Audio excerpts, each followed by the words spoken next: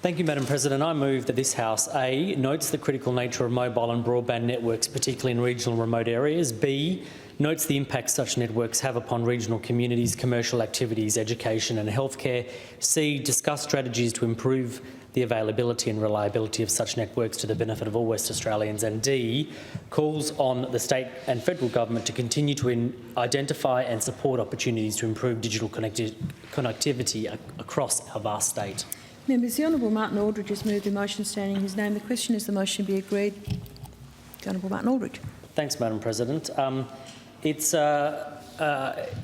stand today and bring this motion before the House during motions on notice, and as I think has been the case in recent weeks and months, this isn't a motion that condemns or congratulates, but raises a matter of significant substance which affects all Australians, but particularly those that are more regional and remote from our urban cities.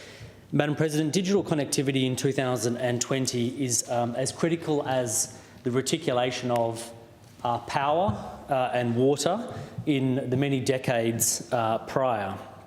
This state of emergency that we're currently in, arising from the pandemic, I think has given all of us a renewed appreciation for connectivity, despite its imperfections at times. I'm sure we all sighed a relief, along with parents, teachers, school administrators, the Minister for Education and others, when Term 2 recommenced this year. One of the many challenges related to our ability to connect and remain connected generally speaking, are our networks, are our networks and our connection to those networks. And I think the issue of or the increased demand and the way that the demand has changed during this pandemic has certainly been unprecedented. But having said that, they have performed relatively well. Madam President, earlier this year we had a series of summer storms, and these are typical seasonal events. They usually aren't that uncommon, although we haven't seen them perhaps to the extent that we have this year in the previous year or two prior. We have seen parts of our state experience fire in this last season, but not to the same extent as we saw in other states such as Victoria and New South Wales. As a result of fires, and in particular those summer storms, we've had extended power outages in some parts of my electorate for a number of days, if not longer than a week. This power loss, or the power disruption, Madam President, has had significant impacts on the reliability of our mobile networks, but also our landline networks. Madam President, it's often a misperception that people think that landlines, the old copper network, operates through thick and thin, but it still requires power, Madam President. Now, during this period, we saw our network operators overwhelmed. I think, I don't have the number, but there was a record number of mobile sites interrupted purely by power disruption. The ability of those network operators to mobilise temporary generation equipment was constrained, and we saw what was meant to be a redundancy in battery backup performance was varied. We've seen over years the battery backup of mobile sites diminish as network operators haven't maintained the serviceability of their battery banks. Often these sites are rated for 8 to 12 hours redundancy on battery power, but we see some sites in my electorate go dark as soon as the power goes off, or some of them last just a matter of minutes or a few hours.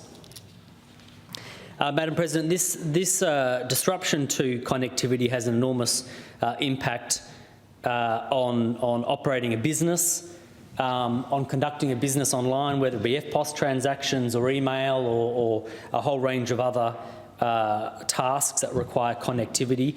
They also have a significant impact on our emergency services and the issuing of public information during natural disasters and emergencies. We see a significant reliance on mobile networks at every stage of emergency management these days, from receiving a 000 call to dispatching appropriate emergency services to maintaining communications in some areas with those emergency services. Healthcare has become increasingly reliant in regional remote areas through innovative programs like emergency telehealth and inpatient telehealth services, and telehealth more generally rely on connectivity. And as we learnt with the rollout of telehealth with the WA Country Health Service in the previous decade, often the cost of delivering reliable connectivity to our hospitals is actually more expensive than the technology itself, which is relatively inexpensive. Schools, Madam President, without power and digital connectivity can become very challenging places in terms of catering for the needs of their school children. And we see the growth and reliance on digital connectivity has continually been very strong. And I think it's fair to say, Madam President, that our appreciation for just how critical this infrastructure is probably not fully respected nor understood until we don't have it.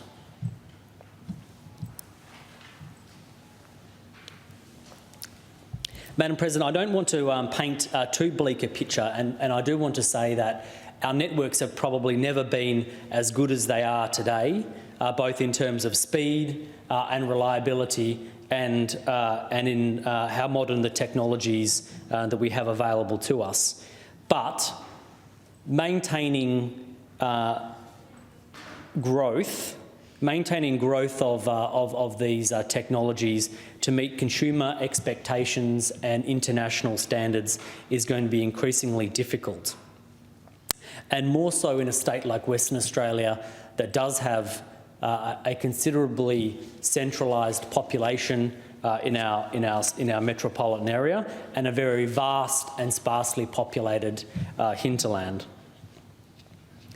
Madam President, I want to make members aware of a report which is released annually by the Australian Communications and Media Authority, and it's called the Communications Report, funnily enough.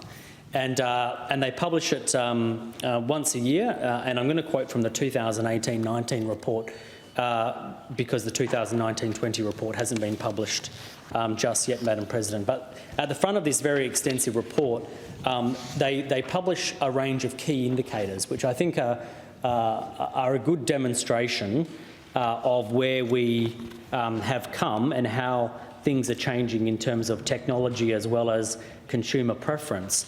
And on page 10 of this report, there's a table which is titled Australians with a fixed line phone, smartphone or a mobile phone only in millions.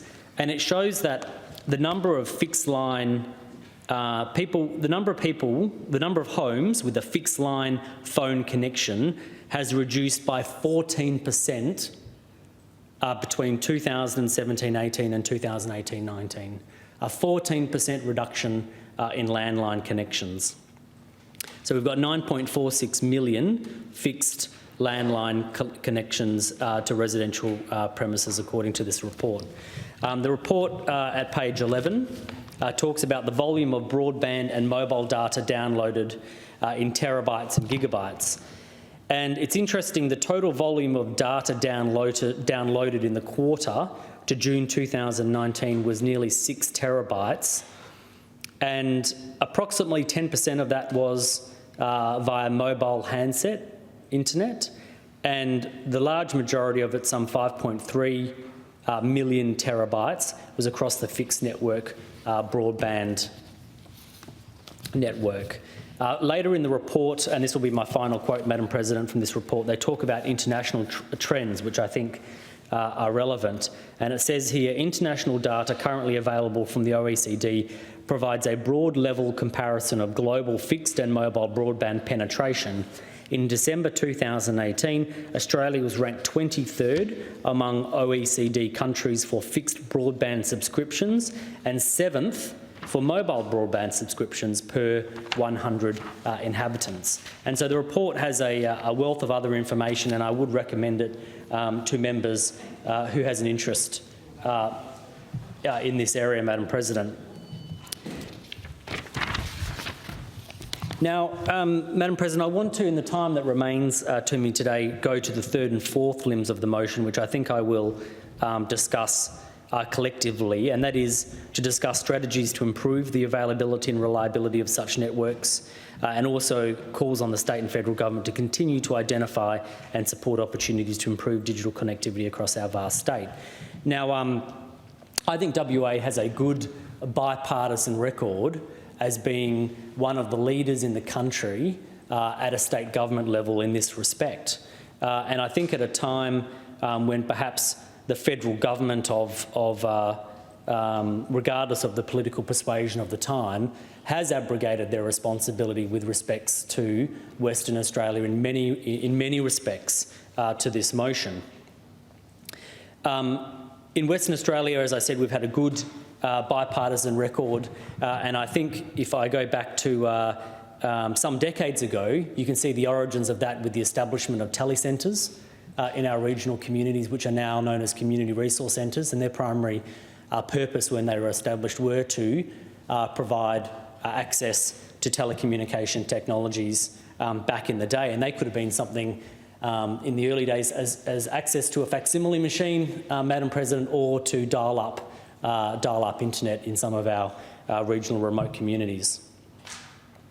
Between 2008 and 2017, and continuing from then, there has been significant investment in expanding our mobile network in Western Australia. And I know that when we came to government in 2008, that, Madam President, I've talked about this before, there were towns in my electorate where you could stand in the main street and not get mobile signal. And these aren't remote, dusty places in the middle of a desert anywhere.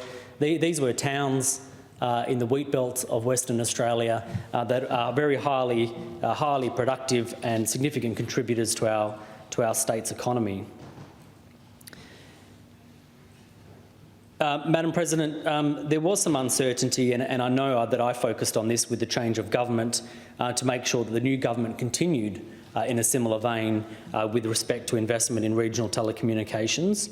And I do recognise that the new government has invested in regional telecommunications, both with continuing to partner with the federal government and its mobile black spot program, but also importantly with those last mile technologies and through the digital farms program. And I think that's something that I will talk about later. Madam President, the data that I just talked about from the ACMA demonstrates that increasingly voice is becoming less of a priority when we talk about digital connectivity, and that's repeated again whether you look at the Regional Telecommunications Review in 2018 of the Australian Government, or if you look at reports of the Productivity Commission or others. Increasingly, we are using our technology to communicate in non-voice ways. People still recall affectionately the benefits of the old analogue mobile network, Madam President, and I am just young enough to remember the analogue network, but the analogue network, whilst it was good in terms of coverage, would have almost no utility in the current data demanding environment that we live.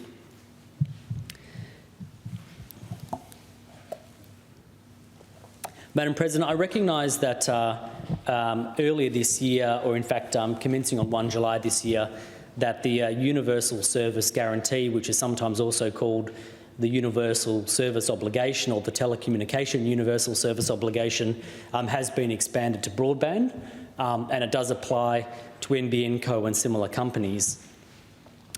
Part of the government's, this was part of the government's response to the Productivity Commission inquiry, which I mentioned just briefly, which was an inquiry that was tabled on the 28th of April 2017 into the Telecommunication Universal Service Obligation. And I just want to quote the first 2 points under a heading Key Points on page 2 of this report, Madam President, which say this: in a digital age, the voice-based Telecommunications Universal Service Obligation, TUSO, worth $3 billion over 20 years on net present value and consisting of basic telephone and payphone services, anachronistic and costly. It should be wound up by 2020. Rapid developments in telecommunications technology are transforming people's lives, and the growing demand for ubiquitous digital connectivity provides a strong case for reform that reflects evolving policy, market and technological realities. And Madam President, I couldn't agree more with the statements of the Productivity Commission that we are seeing significant investment going into the universal service obligation on what are, in many, and the data shows, are increasingly becoming redundant technologies. Now, Madam President, I want to, in the few minutes that I've got left, talk about a few of the things where I think we can do better. And hopefully Western Australia can continue as a leader, if not the leader, in the nation in terms of investment by a state government in regional and in telecommunications more broadly, but also making sure that we attract and keep our Australian government accountable for their responsibilities in this space. Madam President, I've talked today about the increasing reliability of networks. I think that there needs to be more needs to be done around their redundancy, their serviceability and the way in which we power them. It's not acceptable, Madam President, in 2020 that we need to wait for parts to be air freighted from Melbourne to get a mobile phone tower back online in Western Australia. Power is a significant disruptor to the reliability of these networks, and I'll talk a little bit about that in a moment. The second thing that I want to raise is strategic fibre investment. I think that the state could play a role in identifying where we have either constrained networks or whether we have market access issues where it's not on commercially competitive terms, or indeed parts of Western Australia that have no access to fibre. And I think that there's a really exciting project that is being considered called SuperNet, which was a partnership between ARC Infrastructure, CBH, and I thought there was one other, but maybe it is just the two of them. But I was just interrupted there, Madam President, because the Honourable Darren West is dying to make a contribution to this motion. The third thing that I wanted to talk about is better regulation, and I think this is where the federal government really needs to step up to the plate. They are the regulators of the telecommunications sector, and I think it's about time that the federal government moved towards establishing minimum service standards for mobile network operators and reporting publicly on them. The federal government, and in particular the ACMA, needs to be more agile to the way in which it deals with illegal repeaters and the detrimental impact that has on particularly mobile networks in Western Australia. And it's concerning that both the laws are not fit for purpose, but also the ACMA doesn't have any staff in Western Australia to deal with matters of compliance.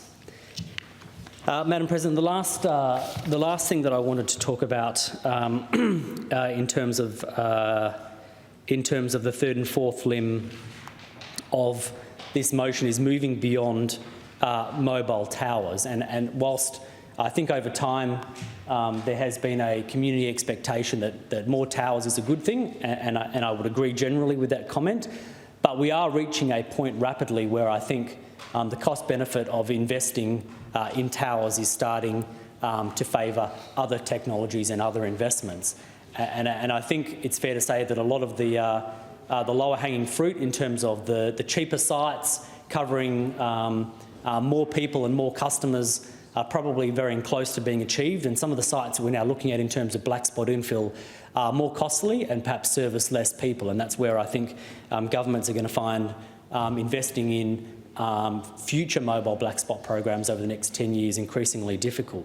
Obviously, I support, as I've said earlier today, the investment in last mile technology, and I'm sure the Minister is going to rise to her feet and talk about the Digital Farms program of the state government. In fact, I think she was very excited when I gave notice of this motion last Thursday that this would be her opportunity to do that. digital uptake and integration, and I must say, although I'm not going to have time to quote from it, the Regional Telecommunications Review does cite some really good things in there about digital education and social inclusion arising from digital connectivity. Wi-Fi networks, both public access and the tourism benefit, and obviously thinking about the way that we reframe ourselves as a tourism destination, making sure that we have networks that meet international standards and expectations are all important features. Madam President, 20 minutes goes very fast in these debates these days, but I commend the motion to the House, and I hope the House uses this time constructively to continue the bipartisan approach that has been shown over many years to improving this issue for all West Australians.